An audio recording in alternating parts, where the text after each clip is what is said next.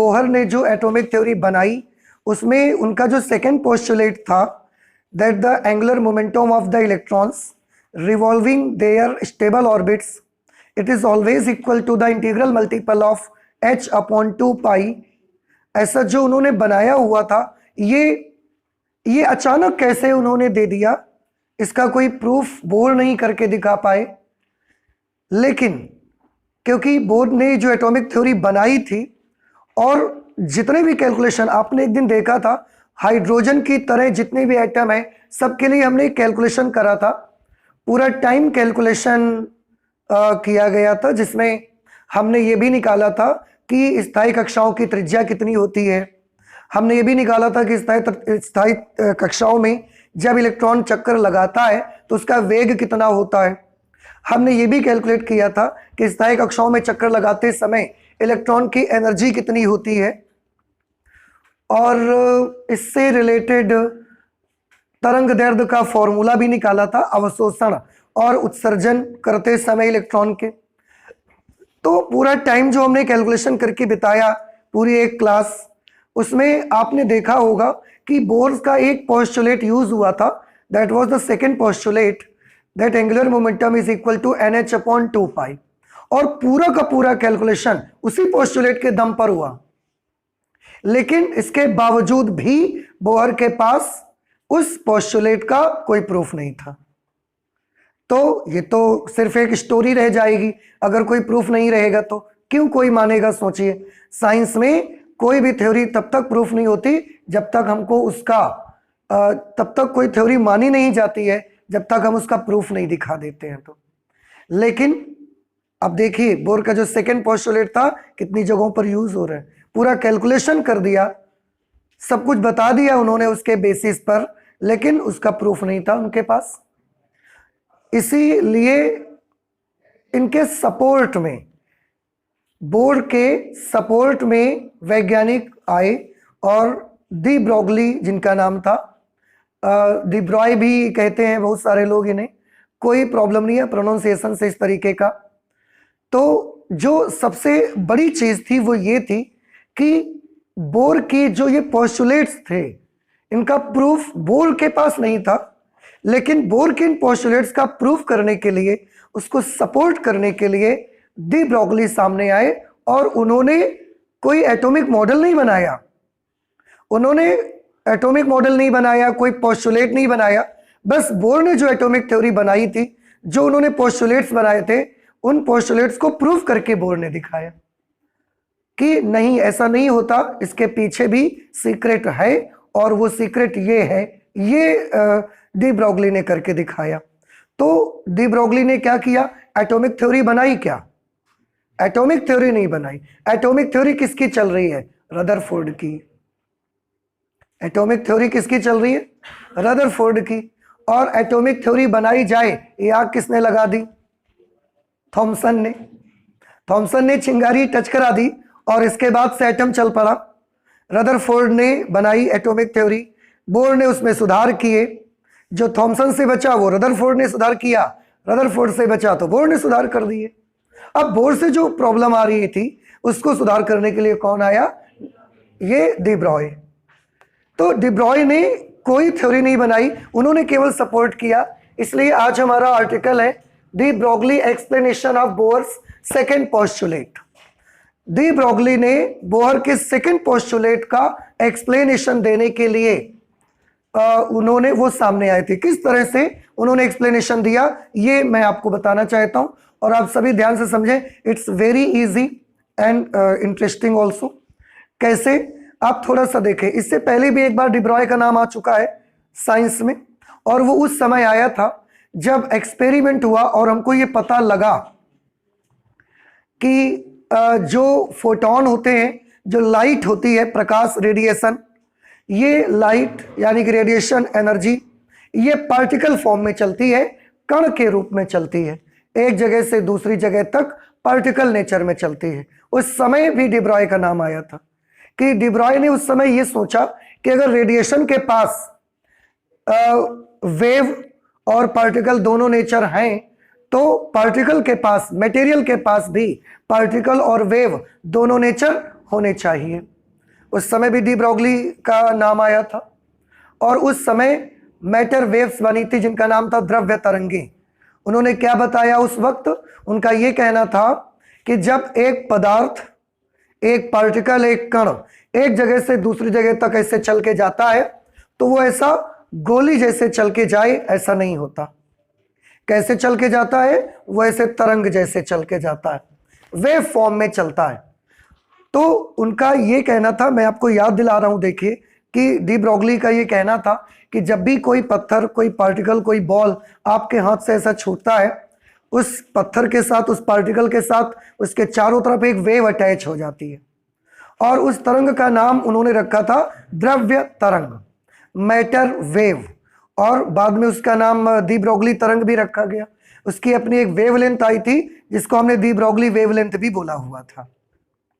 लेकिन अब ये बात आपको फिर से याद आ गई है कि जब एक पार्टिकल ऐसे चलता है, मूव करता है, तो उसके चलने पर उसके चारों तरफ तरंगों का एक पैकेट, तरंगों का एक बंडल अटैच हो जाता है और तरंगों के उस पैकेट, उस बंडल को हमने क्या नाम रखा?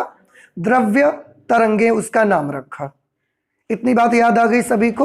अब थोड़ा सा यहां ध्यान से देखिए, मैं आपको ये बताना चाहता हूं कि बोर की एटॉमिक थ्योरी के बाद अब तो ये काफी हद तक ये हम लोग समझ रहे थे कि एटम का कैसा होता है।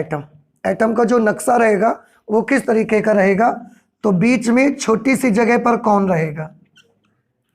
बीच में छोटी सी जगह पर न्यूक्लियस होगा और उसके चारों तरफ अपने अपने ऑर्बिट में इलेक्ट्रॉन्स चक्कर लगाएंगे।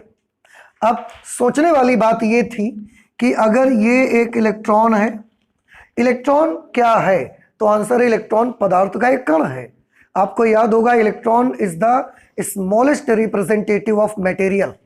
पदार्थ को प्रदर्शित करने वाला सबसे छोटा पार्टिकल कौन होता है? इलेक्ट्रॉन। इलेक्ट्रॉन से छोटा पार्टिकल हमारे पास नहीं है।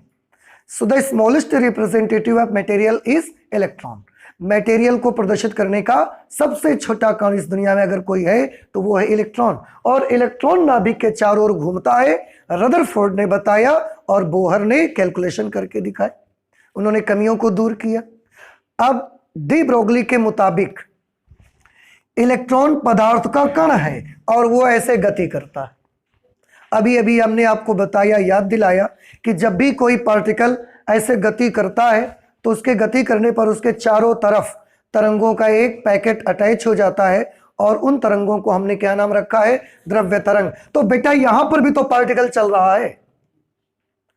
डी ब्रोगली का यही तो कहना था कि अगर आप ये मान गए हैं कि न्यूक्लियस बीचों बीच है, छोटी सी जगह पर 10 to the power -14, 10 to the power -15 metre की कोटि में, और उसके चारों तरफ इलेक्ट्रॉन चक्कर लगा रहा है, तो इलेक्ट्रॉन चल तो रहा है। And electron is the smallest representative of material. अगर इलेक्ट्रॉन चल रहा है, पदार्थ चल रहा है, तो जरूर इसके साथ हमारी द्रव्य तरंग चल रही होगी। बात समझ में आई? ये उनका मानना था कि अगर ये मटेरियल चलता है तो इसके चारों तरफ, इसके चारों तरफ तरंगों का एक पैकेट होगा, तरंगों का एक बंडल होगा, वो इसके चारों तरफ चल रहा होगा। और तरंगों के इस पैकेट का नाम क्या? उन तरंगों का नाम क्या है? द्रव्य तरंग। तो उन्होंने बोला अगर इलेक्ट्रॉन चल रहा है तो हमारी मैटर वेव कहां है? फिर आंसर है उसके चारों ओर ही होगी। उन्हीं तरंगों के भीतर कहीं इलेक्ट्रॉन है। कहां है? उसकी पोजीशन क्या है? अनसर्टेन, हमें नहीं पता। उसका मोमेंटम कितना है? अनसर्टेन, हमें नहीं पता। और यही अनसर्टेनिटी का प्रिंसिपल बना जो आपने केमिस्ट्री में हाइजेनबर्ग्स अनसर्टेनिटी प्रिंसिपल पढ़ते हैं। बात समझ में आया? हाइजेनबर्ग की अनिश्चितता का सिद्धांत केमिस्ट्री में पढ़ते हैं ना आप, तो वही अनिश्चितता का सिद्धांत बना कि उस तरंग के भीतर इलेक्ट्रॉन कहीं पर होता है। आई डोंट नो कि वो कहां होता है, but electron is present inside the matter waves anywhere. We don't know कि वो कहां पर रहता है। उसकी लोकेशन अनिश्चित, उसका मोमेंटम अर्थात संवेग अनिश्चित। ये बाद में हाइजेनबर्ग ने फिर उसको बताया। अब अगर ये इलेक्ट्रॉन चलेगा तो इसके चारों तरफ मैटर वेव चलेगी। मैटर वेव चलेगी उसके बारे में उन्होंने बताया। उनका ये बोलना था कि जो इलेक्ट्रॉन के साथ साथ मैटर वेव चलेगी, उस मैटर वेव का नेचर अप्रगामी तरंग का नेचर होता है। अप्रगामी तरंग, स्टेशनरी वेव, यहां जो इसका नेचर रहता है वो स्टेशनरी वेव का नेचर होता है, जिसे हिंदी में क्या बोलते हैं? अप्रगामी तरंग। ठीक है, फिर से एक बार, नाभिक के चारों तरफ इलेक्ट्रॉन अगर गति करता है तो इलेक्ट्रॉन एक पदार्थ का कण है, इसके चारों तरफ तरंगों का एक पैकेट अटैच हो जाएगा और वो भी इसके साथ ऐसे ऐसे चलेगा। और उन तरंगों का नेचर कैसा होगा, उन तरंगों की प्रकृति कैसी होगी? अप्रगामी तरंगों की प्रकृति होती है। अप्रगामी तरंग किस प्रकार की होती हैं? तो आंसर है अप्रगामी तरंगें ऐसी होती हैं जैसे कि आपने एक धागा लिया, डोरी लिया, स्ट्रिंग ली, और स्ट्रिंग को आपने दो दृढ़ आधारों के बीच उसको टाइट से बांध दिया। जब आपने बांध दिया और उसके बाद इसको खींच के छोड़ दिया, आपने खींच के छोड़ दिया, तो आप देखेंगे उसमें इस तरीके की वेव आपको दिखेगी। अगर आप इसी स्ट्रिंग को बीच में ऐसा दबा लें, धागे को ऐसा, और दो जगह प्लग करके छोड़ दें आप इसको, तो ये वेव आपको ऐसे दिखना शुरू हो जाएगी, इस तरीके की। तो अप्रगामी तरंग का ये नेचर होता है। अप्रगामी तरंग का इस तरीके का फॉर्मेट रहता है। अब अप्रगामी तरंग की विशेषता क्या है? अप्रगामी तरंग की विशेषता ये है कि अप्रगामी तरंगों के पास, यानी कि स्टेशनरी वेव्स के पास एनर्जी होती है, लेकिन इनकी एनर्जी एक जगह से दूसरी जगह तक चलती नहीं है। बात समझ में आ रही? इनके पास एनर्जी होती है, लेकिन एनर्जी इनकी एक स्थान से दूसरे स्थान तक संचरित नहीं होती। और एक दूसरे प्रकार की तरंगे भी होती हैं जिनको हम बोलते हैं प्रगामी तरंगे। प्रोग्रेसिव वेव उनको कहा जाता है। प्रगामी तरंगों के पास भी एनर्जी होती है, और जब प्रगामी तरंगें एक जगह से दूसरी जगह तक चल के जाती हैं तो वो एनर्जी भी जाती है। तो दो प्रकार की तरंगों का नाम हमने लिया, कौन कौन सी? अप्रगामी और प्रगामी। अप्रगामी तरंगों के पास एनर्जी होती है कि नहीं होती? होती है। इनकी एनर्जी एक जगह से दूसरी जगह तक चलती है कि नहीं चलती? नहीं चलती। स्टेशनरी वेव, इसीलिए तो नाम रखा। स्टेशनरी का मतलब क्या? स्थिर। तो इनके पास एनर्जी होती है, लेकिन वो एनर्जी चलती नहीं है। हम क्या देखते हैं? वेव्स ऐसे से चल रही हैं, लेकिन एनर्जी उसी जगह पर है, एनर्जी चलती नहीं है उनकी। और प्रगामी तरंगें जो होती हैं उनमें वेव भी चलती है और एनर्जी भी एक जगह से दूसरी जगह तक चल के चली जाती है। बात समझ में आई? जैसे पानी में एक पत्थर मारिए, ऐसे लहरें बनती हैं, तो एनर्जी एक स्थान से दूसरे स्थान तक उसमें प्रोपेगेट हो जाती है। अप्रगामी तरंगों में नहीं होते, और उनका इस तरीके का ये फॉर्मेट रहता है। इस फॉर्मेट में मैं एक दो बातें आपको बताऊं। इस फॉर्मेट में ये पॉइंट ऐसे हैं, ये पॉइंट, ये वाले पॉइंट, ये वाले पॉइंट, ये वाले पॉइंट। आप देखें, ये वाले पॉइंट ऐसा उठ के ऊपर तक नहीं जाते, और ये वाले पॉइंट देखिए, इस पॉइंट की अगर बात करें तो ये पॉइंट एक बार ऊपर उठ के जाता है ऐसे, एक बार नीचे तक जाता है। तो ये जो पॉइंट कभी चलते नहीं है, इनको बोला जाता है नोड्स। क्या बोलते हैं? नोड्स। और हम काहे से रिप्रेजेंट करते हैं? एन से। ये भी नोड्स हैं, एन से रिप्रेजेंट करेंगे। और जो पॉइंट ऐसा ऐसा मूव करते हैं, तरंग के रूप में ऐसा गति करते रहते हैं, उनको प्रस्पंद बोलते हैं। तो जिनका विस्थापन सबसे ज्यादा होता है, मैक्सिमम, उनको हम प्रस्पंद बोलते हैं, एंटी नोड। और जिनका डिस्प्लेसमेंट हमेशा ही जीरो रहता है, उनको बोलते हैं नोड। एक नोड से उसके अगले नोड तक का जो डिस्टेंस होता है, दैट इज λ/2। तरंग दैर्ध्य के आधे के बराबर होता है। और ये वाला डिस्टेंस भी कितना होगा? ये भी एक नोड से अगला नोड है, ये भी डिस्टेंस λ/2। तो फिर यहां से यहां तक का डिस्टेंस पूरा 1 λ। Very good. इसका मतलब एक चीज तो है कि एक नोड से स्टार्ट करो और बीच में एक नोड छोड़ के अगर अगले नोड तक जा रहे हो, तो वो डिस्टेंस कितने के बराबर आएगा? 1 λ के बराबर आ जाएगा। ये चीज समझ आ गई? ऐसा ही एंटी नोड में भी होता है बेटा। एक एंटी नोड से उसके बगल वाले एंटी नोड तक का जो डिस्टेंस होता है, दैट इज ऑल्सो λ/2। ठीक है? तो ये स्टेशनरी वेव की कुछ स्पेशलिटी है। क्या क्या स्पेशलिटी है स्टेशनरी वेव की? पहली, स्टेशनरी वेव के पास एनर्जी होती है या नहीं होती? आंसर एनर्जी होती है। दूसरा, स्टेशनरी वेव की एनर्जी एक जगह से दूसरी जगह तक संचरित होती है कि नहीं? संचरित नहीं होती, और ये रीजन था कि इनका नाम क्या रखा गया था? Stationary wave. और जिनकी एनर्जी संचरित होती है, एक जगह से चल के दूसरी जगह तक पहुंच जाती है, उनका नाम रखा प्रोग्रेसिव, क्योंकि उनकी एनर्जी लगातार प्रोग्रेस कर रही है। प्रोग्रेस करना मतलब आगे जाना। आप भी लगातार प्रोग्रेस कर रहे हो। कैसे? बचपन से पढ़ते चले आ रहे हो, क्लास पार करते जा रहे हो। अगर एक जगह रुके रहते आप, अगर किसी एक क्लास में आप रुके रहते, तो आपके पास नॉलेज है पर आप प्रोग्रेस नहीं कर रहे। सिमिलरली स्टेशनरी वेव्स के पास एनर्जी है बट प्रोग्रेस नहीं कर रही है, इसलिए इसका नाम है प्रोग्रेसिव वेव। प्रोग्रेसिव वेव का फॉर्मेट ऐसा ऐसा, आप दो जगह धागे को दबा लो और फिर तीनों पार्ट को प्लग करके छोड़ दो, तीन भागों में, तीन खंडों में ऐसा वाइब्रेशन मिलेगा आपको। कैसे? मैं दिखाता हूं आपको करके। वही धागा है, आप एक जगह यहां, एक जगह यहां, दो जगह दबाते हैं इसको हम, एक यहां पर, एक यहां पर। आप ऐसा अगर दबा लेंगे, अभी हमने एक जगह दबाया, अब हमने दो जगह ऐसे दबा लिया और अपने दोस्तों को बोला कि जो तीन पार्ट अब आपको दिखते हैं इसको खींच के छोड़ दो, तो उसने ये वाला ये वाला ये वाला पार्ट खींच के छोड़ दिए। जब खींच के छोड़े तो किस तरीके से वाइब्रेशन आपको मिलेंगे? इस तरीके के वाइब्रेशंस आपको दिखेंगे। ये भी कौन सी वेव है? Stationary wave.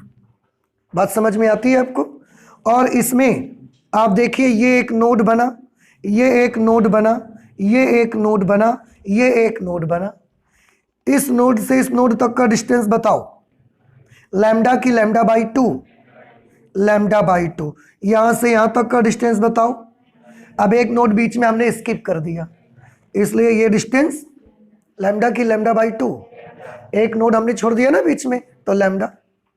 बात समझ आती है आपको? तो ये स्टेशनरी वेव की स्पेशलिटी है।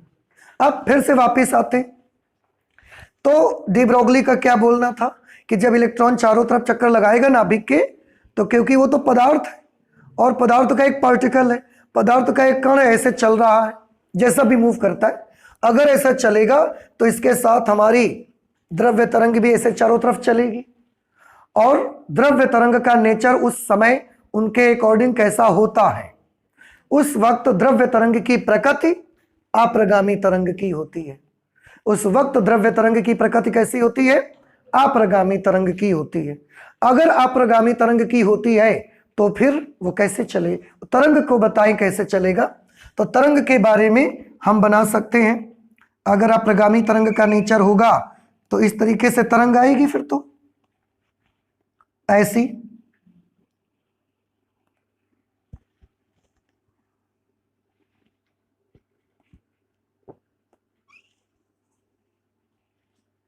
इसको थोड़ा सा हम और ऐसे बना देते हैं, इस प्रकार से वेव बनेगी। और देखिए, ध्यान से देखें, अगर इसका केवल ये वाला पार्ट ना देखें, देखिए पहले ऐसे ऊपर फिर नीचे फिर ऊपर ऐसे चलती थी ना, हमने इसको भी वैसे ही बनाया, पहले ऐसा ऊपर फिर नीचे फिर ऊपर फिर नीचे, ऊपर नीचे ऊपर नीचे। याद रहे, लास्ट जो पोर्शन आए वो इसके साथ सपोर्ट में ऐसा फिर मिल जाना चाहिए। आपको ये नहीं लगना चाहिए कि बीच में यहाँ टूट गया है, कहीं इसका ब्रेक हो गया है। अब अगर आप इसकी दूसरी वेव बनाना शुरू करेंगे, जैसे हम इसमें दूसरी वेव ऐसे बनाते थे, ये वाली, तो ये वाली अगर बनाना स्टार्ट करेंगे तो आप देखिए ये ऐसे बन जाएगी, ऐसे बन जाएगी। और यही नक्शा मैंने वहां ऑलरेडी बना के रखा हुआ है, देख रहे हैं आप। आप जब बनाएंगे तो ये आपसे गलत हो सकता है। देखो क्या गलती हो सकती है, मैं एक और बना के दिखाता हूं, मेरे से भी हो सकती है। देखिएगा, ये मैंने इलेक्ट्रॉन का पाथ बनाया, इलेक्ट्रॉन का रास्ता, और जब हमने वेव बनाना शुरू किया तो हमने ऐसा बनाया। देखो देखिए मेरी सटीक वहीं से आ गई कि नहीं आ गई? और ऐसी ही वेव आपकी आनी चाहिए। इसमें कभी भी आपसे धोखा नहीं होना चाहिए कि हमने ऐसे स्टार्ट किया, आप ऐसे देखो, ये गलत हो गया, ये गलती है। देख रहे हैं आप? तो ये चीज आपको समझना है कि डी ब्रोगली के मुताबिक इलेक्ट्रॉन जब ऐसा मूव करेगा तो उसके चारों तरफ कौन सी तरंगे होंगी? द्रव्य तरंगे। और उन द्रव्य तरंगों का नेचर कैसा होगा? अप्रगामी तरंगों का। तो अप्रगामी तरंग हम बनाने चले। अब बनाने चले तो बाई चांस की बात थी कि यहां और यहां हमसे सही बन गया, लेकिन देखो ये गलती आ सकती है और ये आपसे भी गलत हो सकता है, तो ये गलत माना जाएगा। क्यों? क्योंकि देखो ना, कंटिन्यूटी टूट गई। ऐसे थोड़ी वेव होती है। इसको कैसे आना चाहिए था? इसको यहां से ऐसे और फिर ऐसे आना चाहिए था ना, तब उसकी कंटिन्यूटी बनी रहती लगातार। बात समझ आ रही है कि गलती आपसे कहां हो सकती है और आपको वो गलती नहीं करनी है। अब मैं खुद अगर 2-4 जगह आपको बना के दिखाऊं तो मेरे से भी ये गलतियां हो जाती हैं, ऐसी कोई बड़ी बात नहीं है। तो मुझे बहुत संभाल के बनाना पड़ता है ये फिगर। पर याद रहे, वेव का मोशन कॉन्टिन्यूअस रहना चाहिए। और कॉन्टिन्यूटी का मतलब आप समझ रहे हैं कि अगर हमने यहां से वेव को ऐसा स्टार्ट कर दिया है, देखो ये गलती है कि सही है? ये गलत है। इसको चाहे जैसे लेकिन इसको घूम करके ऐसे आना चाहिए था। अब क्लियर है आपको? तो वो फॉर्मेट मैंने यहां बना के रखा है। देखो ये मायने नहीं रखता कि इसमें कितने छल्ले मिलते हैं आपको। देखो यहां पर मुझे 1 2 3 4 5 6 7 8 मिले। यहां पर अगर मैं बनाऊंगा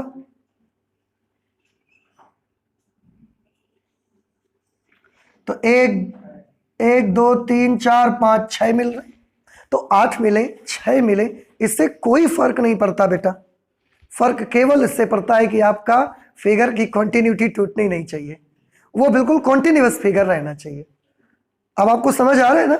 तो ये भी कॉन्टिन्यूअस फिगर है। इसमें भी अगर मैं देखता हूं तो मैं कितने खंड बना सकता हूं?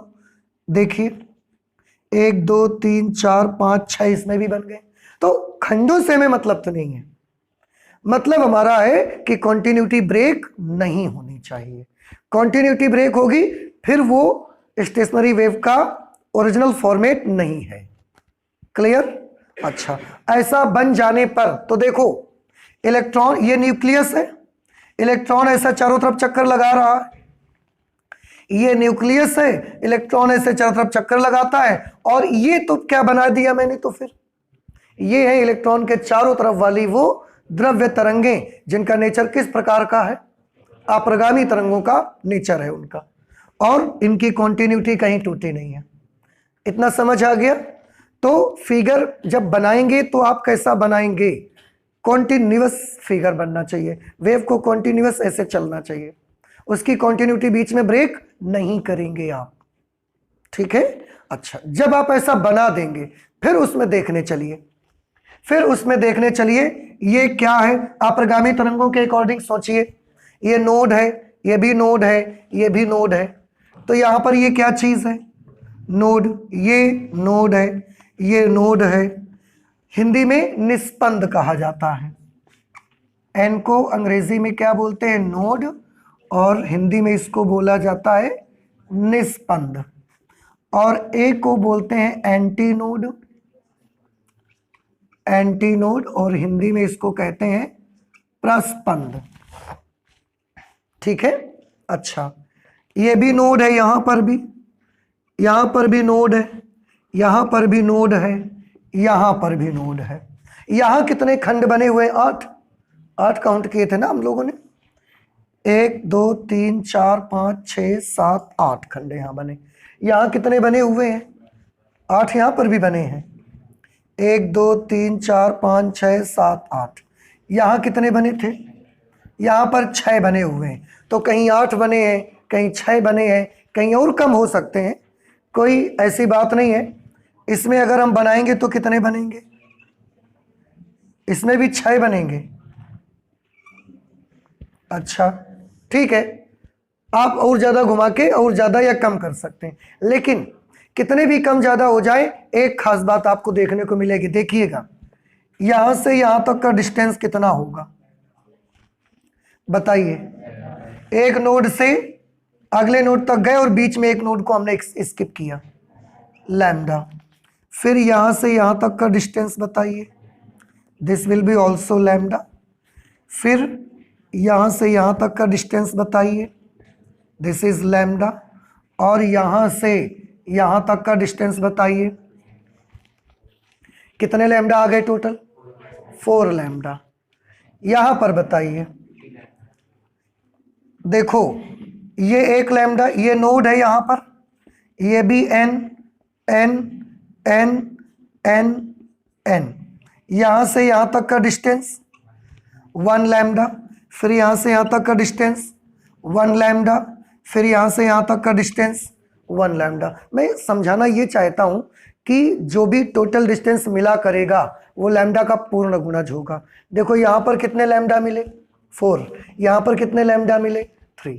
तो अगर आपने फिगर सही बनाया है तो ये कभी ऐसा नहीं होगा कि आपको 1.5 लैम्डा मिल जाए, 2.5 लैम्डा मिल जाए, 3.5 मिल जाए, 3.25 मिल जाए, ऐसा नहीं होगा। पॉइंट में नहीं मिलेगा, हमेशा लैम्डा का कौन सा गुणज मिलेगा? हमेशा लैम्डा का पूर्ण गुणज मिलेगा। आप चाहे जितने फिगर बना के देख लीजिए। बात समझ में आ रही है आपको? आप चाहे जितने फिगर बना के देख लें, लैम्डा का आपको, अगर मैं ऐसे बना देता हूं एक फिगर और फिर इस पे देखो पूरी कंटिन्यूटी बनी हुई है, एक नोड, दूसरा नोड, तीसरा नोड, चौथा नोड, कितने खंड मिले यहाँ पर? 1 2 3 4 खंड ही मिले। लेकिन लैम्डा के बारे में सोचिए, यहाँ से यहाँ तक का डिस्टेंस 1 लैम्डा, यहाँ से यहाँ तक का distance again 1 lambda, so what will be the total distance? 2 lambda. देख रहे हैं आप? तो अगर आपने वेव को बनाया है कि उसकी कॉन्टिन्यूटी आप ब्रेक होने नहीं दे रहे हैं, तो आप क्या पाएंगे कि लैम्डा का हमेशा ही आपको क्या मिला करेगा? पूर्ण गुणज मिला करेगा। कभी भी नहीं मिलेगा पॉइंट में कोई मल्टीपल आपको लैम्डा का नहीं मिलेगा। अब ये बात आपको समझ में आती है? आप घर जाकर के, मैंने 8 पार्ट बनाए हैं, आप और ज्यादा पार्ट बना के देखिएगा, आपको हमेशा ही लैम्डा का कौन सा गुणज मिला करेगी? टोटल डिस्टेंस लैम्डा का कौन सा गुणज मिलेगी आपको? पूर्ण गुणज। क्लियर? अच्छा, अब एक चीज और, न्यूक्लियस से यहां तक का डिस्टेंस हम मान लेते हैं कि कितना है? a0।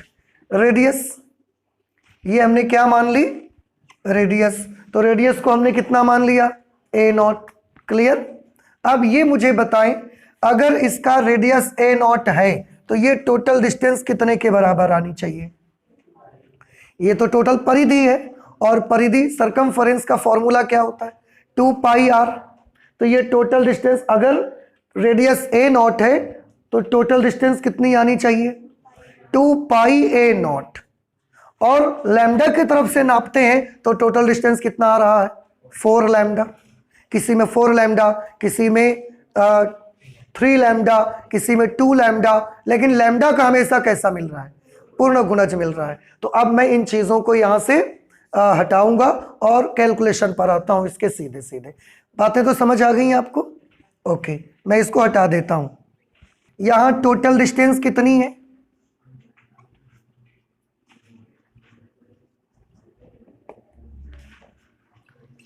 Condition for stationary wave, यहां पर स्टेशनरी वेव की कंडीशन हमको क्या मिली? That total distance means 2 pi a0 should be equal to the complete multiple of lambda, the integral multiple of lambda. क्या ये बात आपको समझ में आई? हमने ऐसा क्यों लिखा? फिर से एक बार, अगर इस कक्षा की त्रिज्या a0 है तो ये टोटल डिस्टेंस कितने के बराबर आएगा? 2 पाई a0, और लैम्डा की तरफ से देख रहे हैं तो टोटल डिस्टेंस कितने के बराबर आ रहा है? लैम्डा का पूर्ण गुणज। लैम्डा का पूर्ण गुणज। आपको ये चीज समझ में आई कि नहीं आई? हमने n क्यों लिख दिया? 4 लिखना चाहिए, 3 लिखना चाहिए, 2 लिखना चाहिए, क्या लिखना चाहिए बताओ? n लिखना सही रहेगा? हाँ, क्यों? क्योंकि किसी में 4 मिलता है, किसी में 3 मिलता है, किसी में 2। तो ये बात तो केवल ये समझने के लिए थी कि लैम्डा का पूर्ण गुणज आपको मिलेगा और कुछ नहीं मिलेगा। तो n लैम्डा। अब थोड़ा यहां से जरा देखिए, 2πa0 is equal to n। बेटा क्या आपको याद है ये इलेक्ट्रॉन है और डी ब्रोगली ने एक तरंग दैर्ध्य का फॉर्मूला बताया था।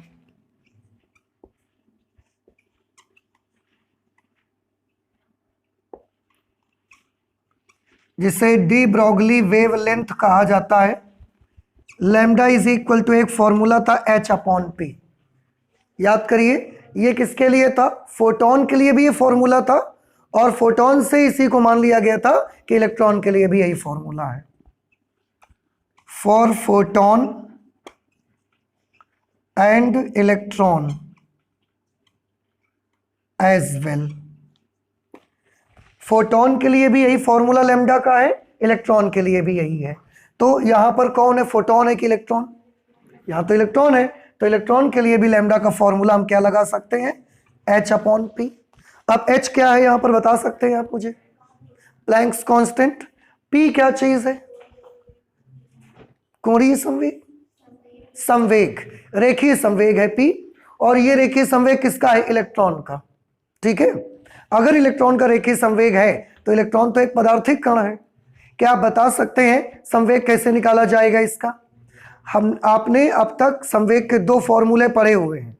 एक फॉर्मूला पढ़ा है संवेग का P is equal to m into v, और संवेग का एक फॉर्मूला पढ़ा हुआ है, very good, energy upon velocity. आप बता सकते हैं ये फॉर्मूला किसके लिए होता है?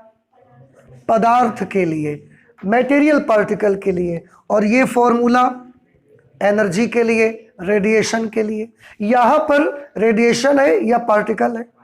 इलेक्ट्रॉन तो पार्टिकल है, मटेरियल पार्टिकल है, तो उसके लिए कौन सा लगाना चाहिए हमको? m into v. So 2πa0 is equal to, देखो आप अगर चाहो रेडियस को r से ज्यादा फील आता है कि रेडियस को हम r लिखते हैं तो हमको ज्यादा अच्छा लगता है, तो आप ना a0 यूज करो, आप इसकी जगह क्या लिख लो। कभी कभी ये होता है एक्चुअली कि बच्चों को रेडियस को r लिखने से ज़्यादा महसूस होता है कि नहीं ये अच्छा लग रहा है, तो आप r लिखे रहो, कोई प्रॉब्लम नहीं है उससे। अच्छा, और p की जगह हमने अब क्या फॉर्मूला लिखना है? m into v, because this is the formula for momentum for particle. अब एक काम करिए आप, mv इधर ले आइए, 2π उधर भेज दीजिए, तो ये क्या हो जाएगा? mvr is equal to nh/2π, nh/2π। ठीक है, क्या आपको याद है mvr क्या होता है? कोणीय संवेग। यहां mvr जो है ये है इलेक्ट्रॉन का कोणीय संवेग।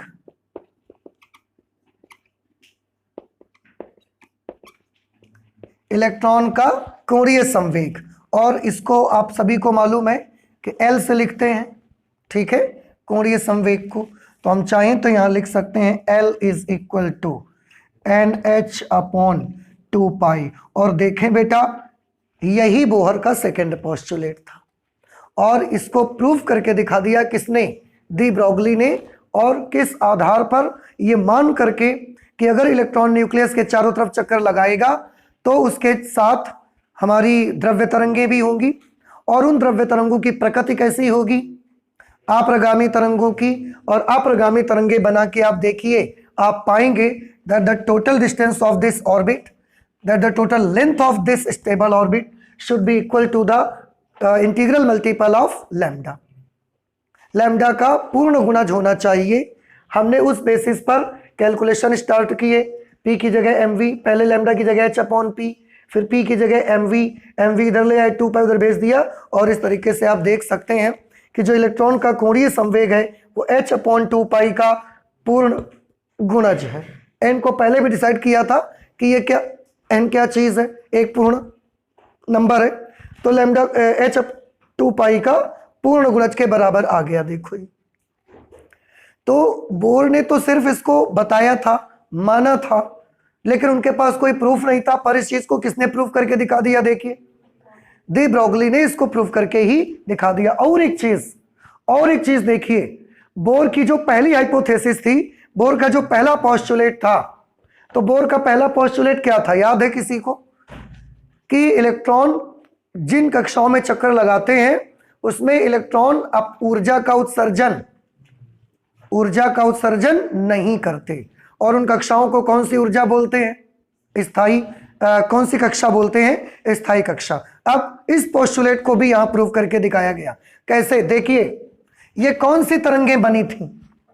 अप्रगामी तरंगे। और अप्रगामी तरंगों की अभी एक स्पेशलिटी आपने पढ़ी हुई है कि अप्रगामी तरंगों के पास ऊर्जा होती है कि नहीं होती? अप्रगामी तरंगों के पास ऊर्जा होती है, लेकिन ऊर्जा संचरित नहीं होती। तो होता है, और यही रीजन है कि इलेक्ट्रॉन के पास एनर्जी रहती है लेकिन उसकी एनर्जी बाहर ऐसा निकलती नहीं है। बात समझ में आई? और एनर्जी लेकर वो चक्कर लगाता रहता है और स्टेशनरी वेव्स से एनर्जी नहीं निकलती है।